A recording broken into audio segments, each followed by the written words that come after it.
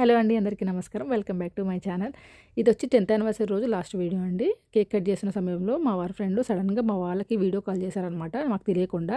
So వాళ్ళని చూసి నాకు కొంచెం ఎమోషనల్ అనిపించింది. సడన్గా ఏడుపు వచ్చేసింది అనమాట. కొంచెం కంట్రోల్ చేసుకున్నాను, అందరి ముందర ఏడిస్తే బాగుండదని. ఎందుకంటే మేము లాస్ట్ ఇయర్ అనుకున్నాము, లాస్ట్ ఇయర్ 9th వెడ్డింగ్ యానివర్సరీకి మా ఫ్యామిలీతోటే ఉన్నాం మేము. So next year 10th wedding anniversary కదా, కొంచెం స్పెషల్గా చేసుకుందాము, అందరితో ఫ్యామిలీతో ఉందాము అని చెప్పి అనుకున్నాం అనమాట.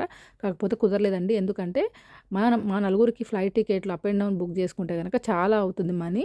అండ్ ఫైనాన్షియల్గా ప్రజెంట్ అయితే కష్టం ఉంది, చాలా టైట్ ఉంది పరిస్థితి మాకు. సరే వద్దులే, ఇంత మనీ వేస్ట్ చేయడం అవసరమా, పోనీలే ఇంకా ఇక్కడే ఉన్న వాళ్ళతో మనం సెలబ్రేట్ చేసుకుందాం, పర్వాలేదులే అని చెప్పి అనుకున్నాం అనమాట, నేను మా ఆయన. సో మేము అనుకున్నట్టుగానే మేము పిలిచిన వాళ్ళందరూ వచ్చారండి. అండ్ అందరూ కూడా చాలా చాలా హ్యాపీగా ఎంజాయ్ చేసాము ఆ రోజు. అండ్ ఈసారి మన తెలుగు కప్పులు కూడా వచ్చారు. సో ఇన్ని రోజులు మాకు చాలామంది ఫ్రెండ్స్ ఉన్నారు, కానీ మన తెలుగు వాళ్ళు ఎక్కువ లేరు. సో వీళ్ళు తెలుగు వాళ్ళు అనమాట, చాలా హ్యాపీగా అనిపించింది. సో వీళ్ళందరూ కూడా గుజరాత్ వాళ్ళు అనమాట. సో డిఫరెంట్ స్టేట్స్ వాళ్ళు ఉన్నారు. ఇంకా వేరే ఫ్యామిలీ కర్ణాటక నుంచి కూడా వచ్చారు.